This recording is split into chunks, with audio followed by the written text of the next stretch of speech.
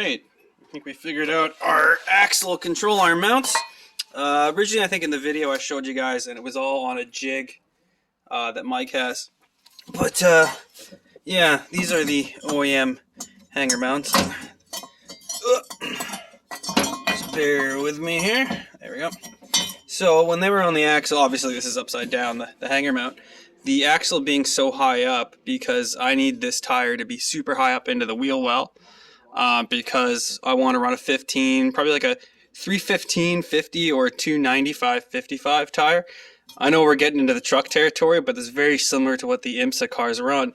And if you look at a lot of the IMSA cars, there's a thinner sidewall on the front tire, and there's a thicker sidewall, but they don't run any rake, and that's because the tire is usually up to here. Really cool look, something I'm going after, and I want to maintain actual travel as well. So we're kind of using these bump stops as a reference point to where our ride height's going to be, and then the bump stops will be removed and a small amount of material removed here and padded over because this is just open space. We're going to have to obviously mess around with the torque arm, or not torque arm, panhard bar. We've actually finished the torque arm. Hopefully this time it's rendition 3. I'll make a video on it. I'll show you where we're at. But yeah, our control arm was like that, which is an upward angle. If you're aware of kind of your anti-squat, your neutral stance and stuff like that, you're looking for maybe this to a level straight. Usually if you go like that, I think you have less squat, so less dig-in and wheelie type effect. And this is kind of more direct, pushes the car forward, but more likely to spin the tires. So our issue was that even though these were down a good ½ inch to where they normally would, so you kind of had a free little drop. The car was never meant to ride at this height. So we made these. It's just tacked to the table and all welded on. We had to cut the old mounts off. Basically it's 3 pieces of 1/4 inch, 2 3/8 I believe, boxed in. The hanger bushing fits inside here. We measured these, there we go, 3 holes up. You have your, that's probably going to be pointing upward, so pretty aggressive anti-squat, and this should be directly right at our zero stance if the measurement worked out, because we can go where our top point is on the axle. So yeah, then I had these all tacked together.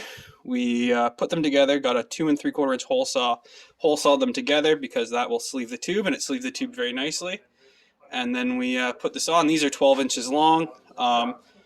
Originally I just made them a lot longer because I wasn't sure exactly what I was going to need, but it actually worked out that I just had enough material to almost wrap the whole axle. Now I'll probably add a little cover plate on here, probably not on the bottom because it'll just fill up with crap no matter how much you seal this, but just a little bit of a cover and one clean up all these corners. But yeah, so that is our new hangers on our axle. So yeah, also cut the ears off the top. Still got to clean that off, but yeah. So yeah, now we can have our trailing arms pointing straight or pointing a little bit upward for more anti-squat. But yeah, they are huge. The tire does go to here in the rim, so we have lots of room. There's enough room for the brake calipers because they sit here. And yeah, that was a lot of grinding, drilling, welding. We tacked it all in, brought it onto the car, made sure it fit fine. And yeah. This axle's maybe getting somewhere to a point where we can actually friggin' rebuild the thing and, well, clean it up and rebuild it because this is full of shavings. But, yeah.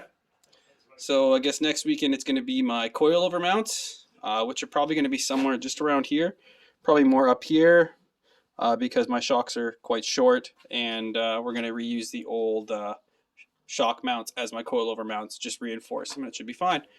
So, yeah. Smell you guys later. Any questions? Put them down below and we might get back to you. Bye.